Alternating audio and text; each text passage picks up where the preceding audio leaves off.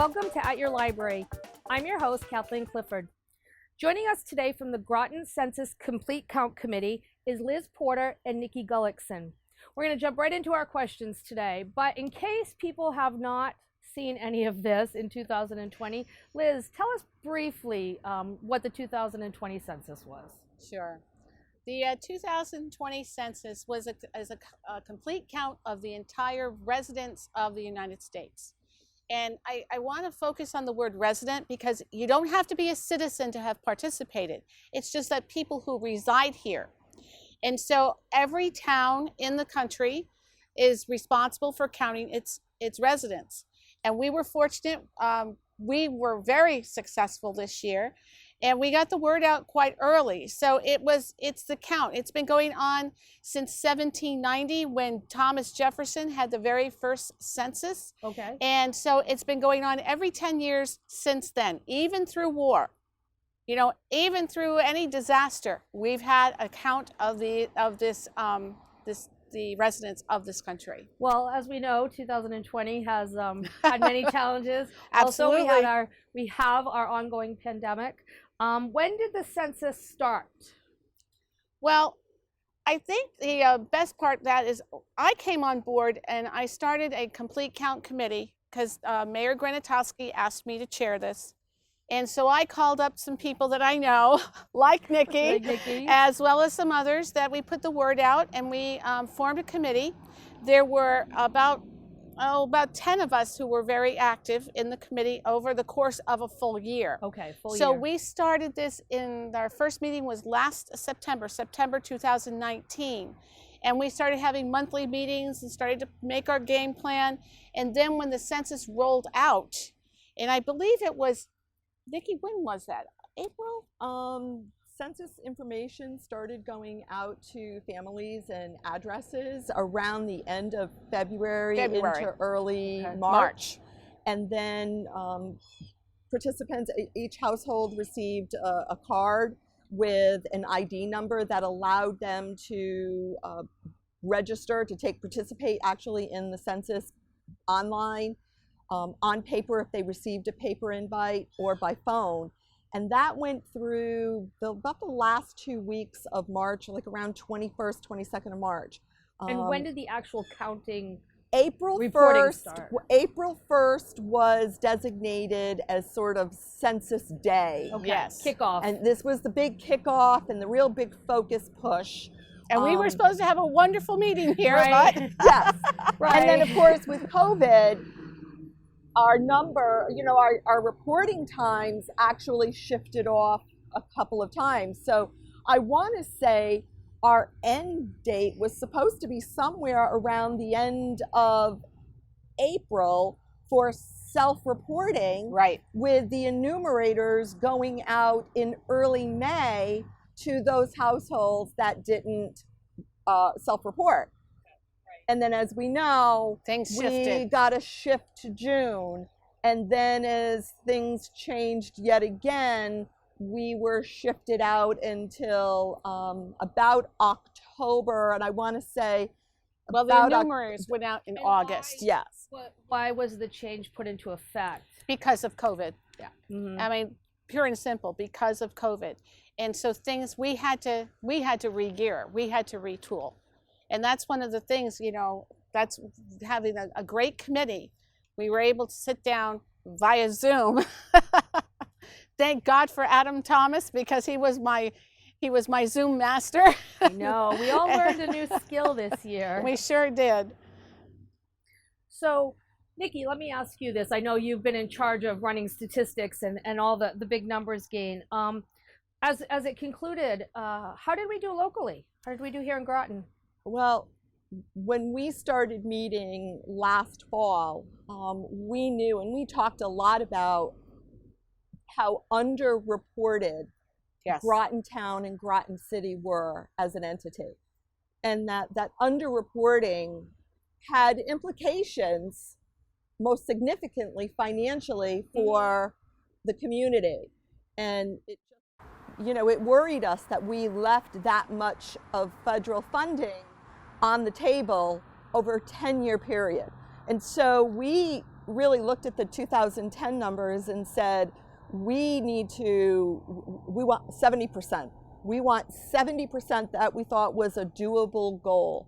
And yeah, notice she said doable goal. Of course, I'm going, what do you mean? Let's go for 100%. And we're hoping for that. We're hoping to get even closer but for the self-reporting, we really were, that's the part we had control over, was getting the self-reporting done. And so I started tracking the numbers so that we could make some better decisions and really figure out where we had to focus our energies. So every week we just picked a day randomly when I knew the data on the census website would be updated. Okay. And so every Wednesday I reported, and I would do what our current tracked numbers were. We have about 11 census tracks, so they're each neighborhood, they're sort of in neighborhoods. Right here in Groton, Groton City, yes. City, Town, and Groton Long Point is a little bit of a unique entity. Oh, it right. is a standalone, although their neighborhoods are also incorporated in the local tracks. So it's really interesting with that crew. Real interesting data. But I would track where we were on that given date. I would calculate the percent change from the previous week. And I would also started calculating the percent change from the where we were against the 2010 numbers. And I started doing that as of the April 1st date, and did it as of this morning. I checked those numbers once again. The numbers, they stopped really doing an update around October 15th. But today, in preparation for this, I went on just to see. Nationally, as of this morning, 67% had been self-reporting. Connecticut as a state, 70.8%. New London County, 70.9%. That's huge.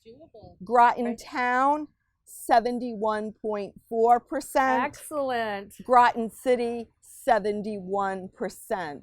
And very happy to report our track percentages run from 61.5% being the lowest percent reporting to 78.5% being our highest track. And in terms of the percent changes from 2010, our smallest percent change was 2.3%, and our largest percent change was 10.6%. Wow, that's so incredible. Every track improved from our 2010 data. And so we're very happy and very confident going into the last pushes where the enumerators will be wrapping up their role. So after the self-reporting section ended, that's when people were on the streets. The census workers were out on the streets. Do you know about how many people went door to door? It was people, paid positions with the census? This was paid positions. What they asked was that the Census Bureau hired local people because they felt that, people that you might recognize and you feel more confident in giving out information. The one thing I want to focus too on is that these people took an oath that anybody who works for the Census Bureau took an oath under penalty of being imprisoned and a hefty fine that your data was going to be secure. So people were still very reluctant. I know people that were very reluctant. There's a lot of distrust, but they were hoping that getting people out that you would recognize would be helpful. And so we still don't have those data numbers yet. When do the final numbers for the census? Well, I'm waiting on that answer myself. Okay. So I have asked our New York region. When does it usually come out? Like for the 2010, is it in 2011 when the final numbers? There is a date, and I don't remember it off the top of my head, by which it has to be reported to Congress. And I know that date has been pushed out due to I think it's December, but I think it's around the end of December that the numbers have to be into Congress. But you feel really we're very strong and positive. We're very happy. What's really, really important is that people need to recognize and applaud themselves. And we applaud you because, quite frankly, This doesn't happen unless Americans step up to the plate. And Groton residents stepped up to the plate. That's wonderful. And that is just so wonderful, because we can sit here and tout all the numbers and stuff like that. We can put out posters, and we did put out 1,000 posters, but if we don't have people saying, I'm going to do this, and it didn't take very long. I mean, you talk about electronics and technology these days. I think it took people an average of 5 minutes to do this. Yeah. It was like crazy. Whereas I remember 10 years ago getting a 38-page, survey going, are you kidding me? Right. So, by being able to get people to do something in a quick, efficient manner, they asked the right questions. They had the right technology to promote this. Really, it was relatively painless, but it's so essential. And I'm so proud of our town that we stepped up to the plate. That's excellent. And we had a lot of community support for did. it, and that really, even during COVID, we made it work for us, and we made sure we took advantage of the time extension that we have. That's wonderful. We're going to take a short break right now, but when we come back, we're going to talk about those communities, the people in the community that helped us with the census, and what we can look forward to in the future. Excellent. Thank you.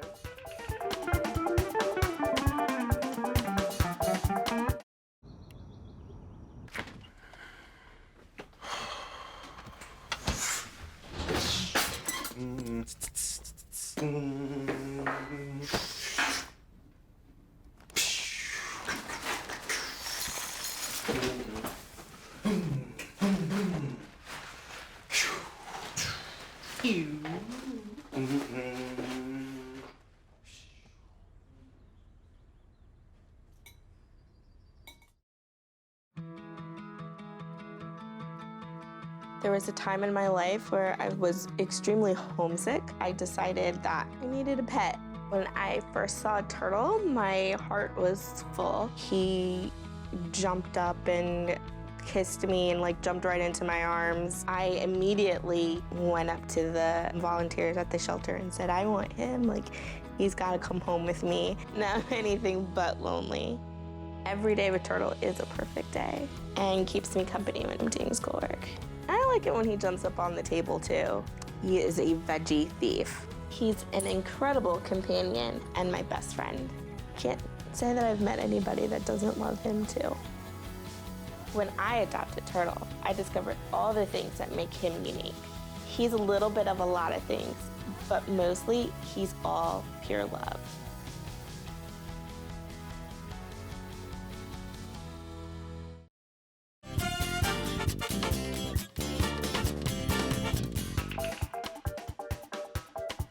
Welcome back to At Your Library.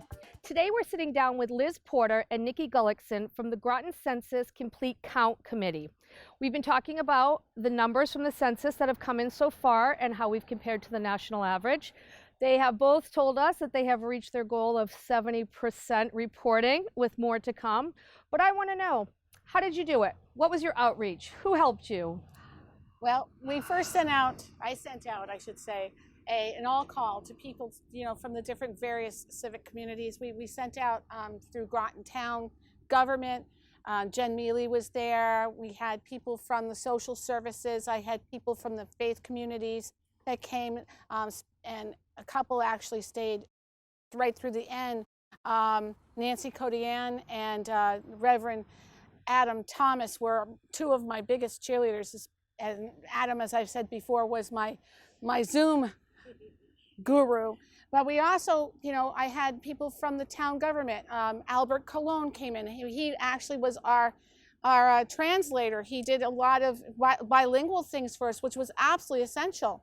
But we first got together and we planned our strategy back in September of 2019. And our first round was we went and we got all kinds of posters, and we went and started to get that message out. We created a Facebook page. We did lots of different little steps that we could do before the actual kickoff. And then COVID hit. So, and prior to COVID hitting, with the support of Albert Cologne, and with partnering up with Southeastern Connecticut TV, the Franks over there, we did a half-hour sort of Q&A sort of session addressing a lot of the more pertinent questions that people would have around the census. We wanted to make sure that to instill as much trust as possible in the community with the data, especially in the time of so many data breaches, people were very nervous. So in order to alleviate those fears, we did this question and answer about 30 minutes, and we geared the questions towards the demographics of our community. So with the help of Adam Wright from the Navy base, we knew that was a very large contingency of residents that we needed to ensure, and who also might have had a lot of questions. I'm only been here for a couple of weeks. I'm only passing through. I have a more permanent residence myself. I live on the Navy base. I live on the base, right. I'm a sailor that's going out to sea. So we put together this 30-minute question and answer television program with Albert's assistance. We translated the entire program, and he answered all the questions. We asked the questions, and he answered the questions in Spanish. And the two programs, same questions, ran back to back. And they ran from about the end of February through about mid-May, again, trying to alleviate people's concerns. We got some grant money from the Connecticut... I don't remember now. The Eastern Connecticut Foundation, Community Foundation. Yeah, that's the and foundation. Yes. They were wonderful to us. So we got banners, the big banner we that we were able to put across and lawn the street, signs. and lawn signs, and banners that we were able to move, and we moved them around town as we needed over the entire summer. I mean, we did more repairs to some of those banners because they were just flopping in the wind. White duct tape works really well. Yes, it does. And the other thing is too is that we used like GMTV. We've used GMTV. We did spots down at the Navy base. We did spots out at Esker Point Beach because Groton Long Point was, historically one of the lower performing areas. So we went to areas that we thought were important. Albert came out. He went to the City of Groton Municipal building and stood out there and did a whole spiel in Spanish. So we used our resources. We connected with the social services. We connected with like the daycare center that's over here in Pequannock Bridge. I think that's the TVC. Yes, it is. TVA. All right, they put out posters and notifications. Groton Public Schools was awesome. They put out information on their web pages. They sent home information. All I had to do was ask. Dr. Grenier was like, Liz, what do you need? And and that's what I got historically from everybody. Consistent. John Burt in the manager's office was like, what do you need? How can we help? And that's because I think everybody realizes it's for the benefit of the community. We're supposed to get technically approximately $2,900 per person in financial aid that's counted in our community. And that's per year. For 10 years. For 10 years. Per person, So we're talking about millions that was left behind before that you wanted to definitely do away with this time. And the other thing is that's one part of it. But like the census is, they also address, they look at, well, what's the demographics? We got Chipotle's over there on Route 12 and Jersey Mike's because they use census data to see who is living in the area and what's the demographic that they're trying to, to attract. And so this helps bring in businesses. It helps us understand our community, what our needs. If we have a catastrophic hurricane, God forbid, no thank you. But if we had something, that money that we get for, our relief is directly related to the census. So, these are things that we don't recognize, we don't really know. And that's what became our mission, is to get that information out. And I think we did that. And one of our last efforts was to actually put our census data in terms of the dollars. And so we put a thermometer up that was a reflection. We put that up about the end of September to indicate where we were, what we stood to gain financially based on the percent that had already self-reported, so that people could actually see. And visually people exactly. respond to see, you know, when you're trying to reach and to know that it's important. And, you know, I think as each new generation comes through, as we do this every 10 years, I think that we do have to educate. We have to not assume that people know how important this is. And the education that you put out with your committee was so incredibly important. And it's one of the bigger, that was one of our goals. And that was one of the bigger things that people would say, oh, I didn't know that. Right. You know, why are we doing the count? What does this translate to? What does this mean? And what does it matter to me? Yeah. Exactly. Instead of just saying, oh, I don't want to give out my personal information. Right. When you know the return to the community that we choose to live in is so important, it's important for them to get their numbers back. It affects healthcare. It affects education. Part of, you know, our food program. One of the reasons Groton has free lunches from now until at least the end of December, I think it got extended now through the entire school year, is based partly on the demographic information given to them by the federal government from the census. So in actuality, it's helping every element of our society. Right. That's important. So that's one of the reasons, you know, I just thought it was so important.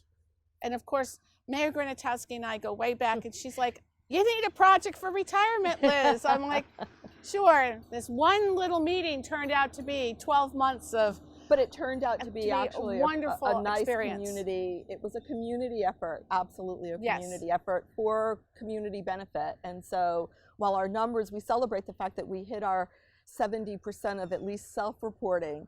I think the other side of the win is that, you know, we were able to educate the community, and the community was able to rally, and we formed nice partnerships with, you know, with the library, with the governments working together. The Senior Citizen Center, we were hosted over there for Information Center. We did a training session in here to support the paper and the phone. So if people were coming into the library, we made sure that the library staff knew how to answer their questions. And again, it was that uniformity of messaging that we really thought was really important. And the community, excuse me, Nikki, the community rallied. Like Carson's store down in Noank held a MQA, a mobile questionnaire assistance unit, with census people, paid census enumerators out there to help. Because Noank, we realized through the data that Noank was underreporting. So it's like, okay, let's bring it to them. We did that at Groton Long Point. We did it at Esquire Point Beach at one of the Thursday night concerts. We did one here initially. We went to the base. We had, thank God for Adam Wright. He got us onto the base at the commissary, and the day that we were supposed to have it, that morning they had a drill. Oh, it was like, okay. And we ended up, and then we went over to housing and was there for like 8 hours. So that we were able to bring together the community. And I think it helped us realize that we're not all that different. We're all together, and we're all in this together. And so for our entire benefit, we work together, because eventually Groton City Complete Count Committee faded into Groton Town Complete Count Committee, and we just finally just said, we're just the Groton Complete Count Committee. Fantastic. So to finish up today, how about if you had one piece of advice for the next census, which will be in 2030, what would you tell them? What did you learn? The best thing that they could do next time? Well, I think personally, one of the things I really wanted to do, but I didn't have any money for, was I would have loved to have posted around town the thermometers. Oh, great. So that you could see them, that would be a visual for everybody to see.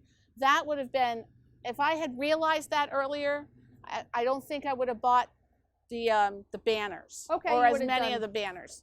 And I think to that extent, because the technology behind the census website and the data they provided us, I think we utilized that data to the best of our ability, and it really gave us opportunities to say what areas were doing well and why might that be, what areas were underreporting and how could we assist them.